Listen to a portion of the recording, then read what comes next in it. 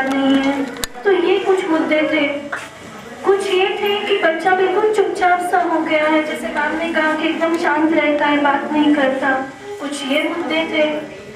जब हमने शुरुआत की थी तब से लेकर अब तक एक मुद्दा जो कंसिस्टेंटली सामने आया वो है नशा। और ये स्कूल हमारे नशे से दूर नहीं है। गुटखा, तंबाकू, इनकी शुरुआत हमारे स्कूल से होती है।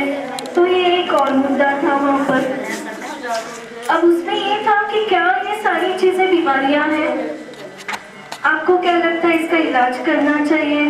फिर सवाल ये उठे कि अगर आप इलाज करोगे तो जो दवाइयाँ हैं वो तो नींद की गोली होती है, हमारे बच्चे तो सुस्त हो जाएंगे, पढ़ाई नहीं कर पाएंगे। अगर आप इलाज करने के लिए साइकियाट्रिस्ट के पास ले जाते हैं ना, सबसे बड़ा सवाल कि मैडम आप तो आए हो, डॉक्टर साहब आए हैं, लेकिन अगर हम आपके पास आते हैं तो बच्चे के मन पे क्या बीतेगी? उसे क्या लगेगा कि पागलों के डॉक्टर के पास लेके जा रहे हैं, क्यों लेके जा रहे हैं, क्या मैं पागल हूँ? कहीं मेरे बच्चे का कॉन्फिडेंस तो खत्म नहीं हो जाएगा इस सारी चीजों में। और एक सवाल था, क्या ये दवाइयाँ बंदी होती है, क्या ये चलती रहती है, कब तक चलेंगी? कुछ और ऐसे कई सारे सवाल थे जो हमने एक लिस्ट बनाई थी कि इन सवालों का हम जवाब देना चाहेंगे। जैसे अब्दुल सर ने बताया कि ये सारे जो बर्ताव होते हैं ये सारी बीमारियां नहीं है। बीमारी तो हम उसे कहेंगे जब वो बर्ताव उस हद तक हो गया कि बच्चा अपने रोजमर्रा के काम नहीं कर पा रहा है, फिर चाहे वो पढ़ाई हो, चाहे दोस्तों के साथ मिलना जुलना हो, चाहे अपने पेरेंट्स के साथ जो घर की जिम्मेदारियां हैं वो नहीं कर सकते। अगर आपका फ्रेंड 2-4 दिन से स्कूल नहीं आ रहा है या एकदम से आपसे दोस्ती तोड़ के कोई और दोस्तों के साथ जा रहा है, चुपचाप रह रहा है, या अगर आपको लगता है कि ये रेड कैरी करता है, कई बार बच्चों में हमने देखा है कि वो हाथ में निशान बनाते रहते हैं, गुस्सा आया एक निशान बना लिया। तो ऐसी कई सारी चीजें हैं जो आप अपने दोस्तों के साथ बात कर सकते हो, क्योंकि हो सकता है कि वो अपने मम्मी पापा से ये बात ना बताए लेकिन आपको बताए एक दोस्त होने के नाते।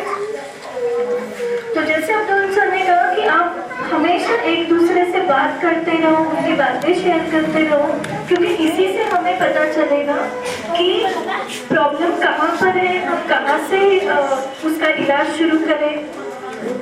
जो साइकियाट्रिस्ट होते हैं, सर ने एक बड़ी गहन बात कही, मैं उसमें ज्यादा जाऊंगी नहीं। मन और दिमाग हमारे लिए अलग अलग नहीं है। मन और दिमाग एक ही चीज है।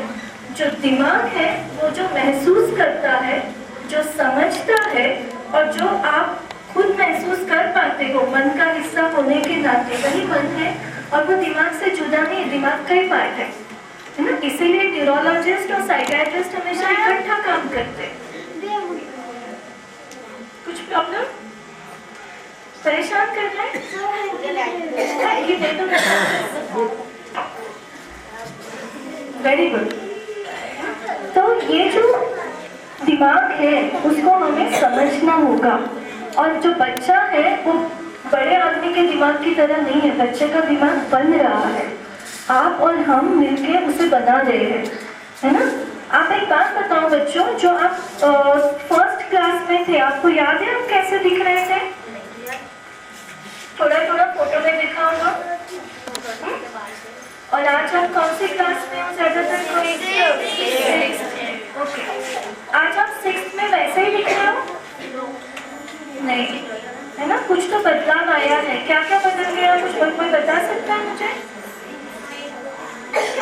हाइट बढ़ गई और फेस चेंज हो गया और माइंड भी बदल गया, बहुत बढ़िया। और तो आप भी जानते हो कि आप धीरे धीरे बढ़ रहे हो, आपका शरीर बदल रहा है, आपका मन बदल रहा है, सोच बदल रही है ना। जो फर्स्ट क्लास में टीचर हाथ पकड़ के सिखाती थी, अब टीचर से बोर्ड पे लिखती है, और आप समझ पाते हो कि नहीं? हाँ, टीचर को होमवर्क चेक करना पड़ता है सही से लिखा के नहीं। इंस्ट्रक्शन तो आप समझ पाते हो, लेके जाते हैं इंस्ट्रक्शन घर पर, है ना। इसका मतलब ये जो बदलाव आप में हो रहा है ये ग्रोथ का पार्ट है। और जैसे हम अपने बच्चों को समझते हैं कि बच्चे जैसे जैसे बड़े होते हैं वैसे वह बेस्ट बन जाती है टीवी में, है ना। तो ये फुटबॉल टीम में सिलेक्ट हुए थे और 9th के बाद मम्मी का ये कहना है कि घर पे उठता ही नहीं है, ये बाहर चला जाता है, रात रात को घर पे आता है, ट्यूशन के बहाने 9 बजे ट्यूशन खत्म होती है, 10 बजे गए होते हैं। टीचर्स का कहना है कि आपका बच्चा जरूर गलत संगत में पड़ गया है, नशा कर रहा होगा, क्योंकि नशा करने कभी भी पढ़ाई पे ध्यान नहीं देता। तो ये बच्चा कई बार कई सारे हॉस्पिटल्स में जाके सेंस टीचर्स पे आया था। तो बच्चे का जो कहना है कि मैम आप एक बात बताओ, मैं फुटबॉल में बहुत अच्छा प्ले करता हूँ, मैं स्कूल की टीम को रिप्रेजेंट करता हूँ, लेकिन अब मम्मी कह रही है 9th क्लास आ गया, अगले साल बोर्ड है, अब पढ़ाई पे ध्यान दे। टीचर कह रही है बहुत हो चुका फुटबॉल, पढ़ाई पे ध्यान दो। तो मैं बहुत परेशान हो गया और मैं कोशिश करता हूँ कि ज़्यादा से ज़्यादा फुटबॉल के दोस्तों के साथ ही रहूँ, क्योंकि घर आएंगे उसके वर्ड्स में यूज़ करें, जैसे ही घर घुसता हूँ मम्मी की चिक चिक शुरू हो जाती है। स्कूल जाता हूँ उसे समझ ले और उसको अगर काउंसलिंग करें तो शायद दवाइयों की ज़रूरत नहीं पड़ेगी, और इसलिए उस बच्चे को समझना जरूरी है। लेकिन वो पेरेंट्स या टीचर्स से क्यों नहीं बात कर पाया, क्योंकि उनके हिसाब से ये चिक चिक करते हैं, है ना। तो शायद जो अब्दुल सर ने कहा टीचर्स तो सुन ही रहे थे, मैम ने सवाल भी पूछे, आई एम श्योर कि आप हमारे आप में तो बदलाव करोगे यस टीचर्स, लेकिन पेरेंट्स भी ये बात समझे और बच्चे भी ये बात समझे। आप मेरे साथ हो क्या परेशान हो रहे हो? सारे बच्चे हैं मेरे साथ। आप भी ये बात समझो कि जब हम कहते हैं कि टीचर्स हमारी बात सुनती नहीं है या पेरेंट्स हमारी बात सुनते नहीं है और हम दोस्तों में ज्यादा बात करने लगते हैं, तो उस वक्त जरूरी होता है कि दोस्त आप सही चुनो। अगर आप दोस्त गलत चुनोगे और अगर कोई गलत चीजें शुरू हो जाएंगी, जैसे इस बच्चे ने सिगरेट पीना शुरू किया, तो इसका फिर तोड़ निकालना कई बार आपके घर वालों के लिए और आपके टीचर्स के लिए भी मुश्किल हो जाएगा, हो सकता है फिर बाहर आगे मदद नहीं। तो इसलिए जरूरी है कि ना सिर्फ आप समझो बल्कि अपने जो दोस्त हैं उनको भी ये बात समझाओ। रहा सवाल, देखिए ब्रेन, माइंड और शरीर सारी एक ही चीजें हैं। अगर आपके बच्चे को टाइफाइड हुआ तो क्या आप कहोगे कि इसे काउंसलिंग से ठीक करो? आप सबसे पहले दौड़ के जाके पहले फैमिली फिजिशियन से दवाइयाँ लोगे? तो सिमिलरली अगर बाई चांस अगर ये बीमारी ऐसी है, चाहे वो साइकोसिस हो, डिप्रेशन हो, या जिसे हम कहते हैं ऑब्सेसिव कंपल्सिव डिसऑर्डर हो, या नशे की बीमारी हो, अगर ऐसी कोई चीज़ है तो उसमें हमें दवाइयों की ज़रूरत पड़ सकती है, और ये दवाइयाँ नशे की नहीं होती है। ये जो दवाइयाँ होती हैं हमारे दिमाग में कुछ केमिकल्स होते हैं जिनका चलन पलट हमारे दिमाग की सोच को, उसे महसूस करने को मदद करता है। ये काम होते हैं कि आपकी रोज़मर्रा की ज़िंदगी में वो असर कर रही है, तो उस वक्त डॉक्टरी हेल्प करना फायदेमंद होता है, क्योंकि बीमारी जितनी जल्दी पकड़ में आए, जितना जल्दी इलाज हो, उतनी जल्दी आपका बच्चा ठीक हो जाएगा। आप एक ध्यान रखिए कि आपका बच्चा भी स्कूल में है, अगर इस वक्त वो बीमारी से पाएगा, तो अगर हमें पढ़ाई में बच्चे की हेल्प करनी है, मदद करनी है, उसकी करियर में उसकी मदद करनी है, तो हमें ये भी ध्यान रखना पड़ेगा, जितना हम बुखार का ध्यान रखते हैं उतना ही मन की समस्याओं का भी ध्यान रखें, क्योंकि मन शरीर के बाहर नहीं है, वो शरीर के अंदर, हमारे दिमाग के अंदर है, और उसे समझना भी उतना ही जरूरी है जितना हम अपनी पेट को, किडनी को या लंग्स को समझते हैं।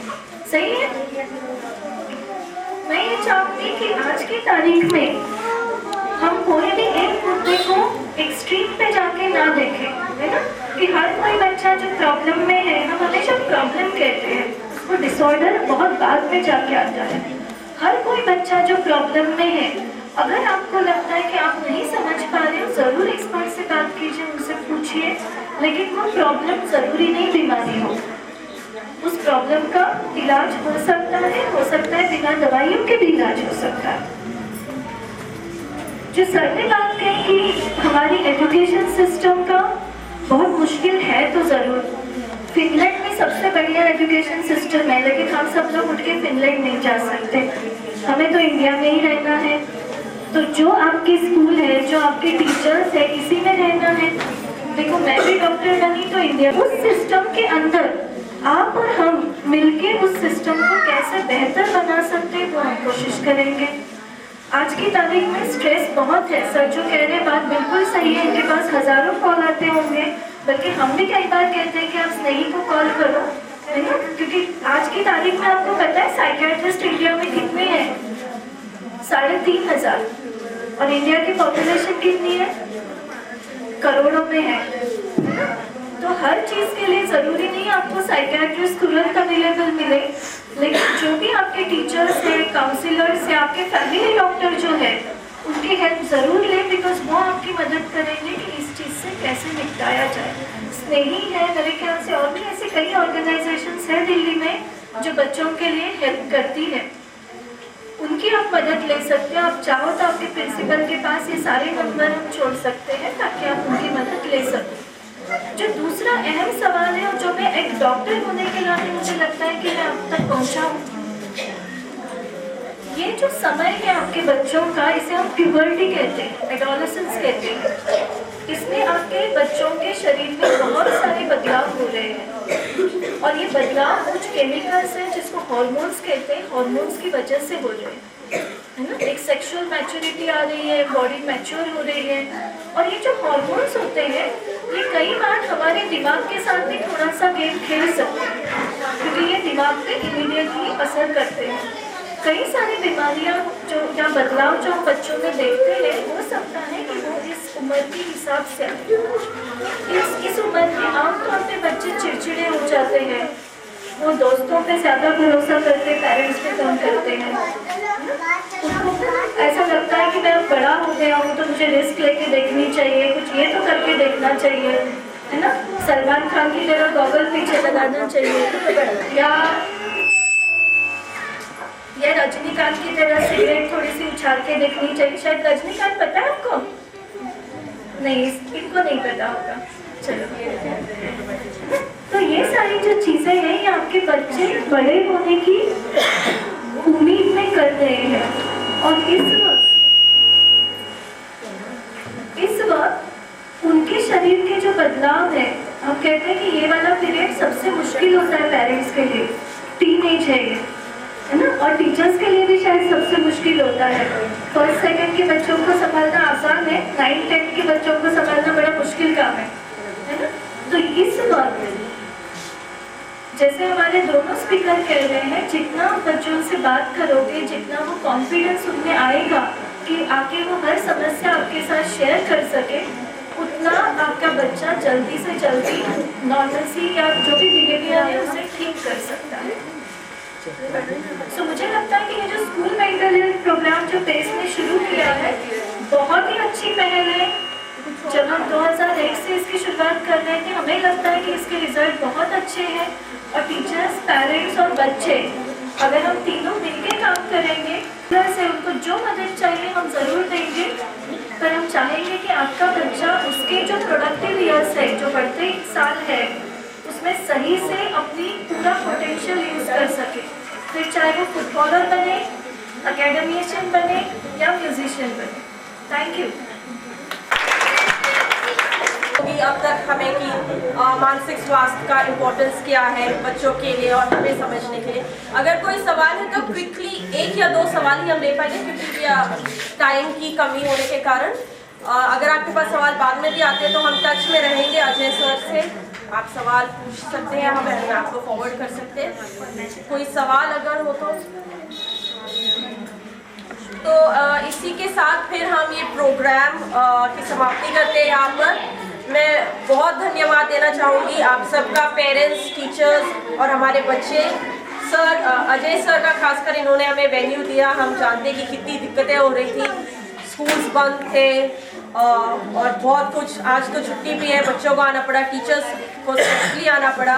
बहुत thank you, special thanks to our speakers, Deepali ma'am, Rupali ma'am and Abdul sir जैसे हमने उनको कहा दे वो क्विक इनफ बिना कुछ सोचे उन्होंने बिल्कुल हाँ कर दिया कि this initiative should be started. और पेस के तरफ से पंकज जी को भी थैंक्स करूँगी कि उनका जो आइडिया है आज एग्जीक्यूशन में लाने को हमें मिल रहा है। कोशिश यही रहेगी कि हम स्कूल में जो मानसिक स्वास्थ्य के बारे में जितनी भी जागरूकता हो सके हम और ऐसे प्रोग्राम्स कर सकें। अभी हम दिल्ली में जितने स्कूल से हम धीरे धीरे कर उन स्कूल्स में जाएंगे और ऐसे कुछ प्रोग्राम्स करने को हम देखेंगे अगले कुछ महीनों में या साल भर में। और बाकी इसी के साथ बाकी अपने कॉलीग्स को भी थैंक्स करना चाहूँगी टू बी हियर। और एक अपॉलॉजी ये होगी कि हमने 10:30 को बोला था but we started it late and our speakers, their time and contribution, keeping that in mind, I apologize for that. So thank you all again for coming.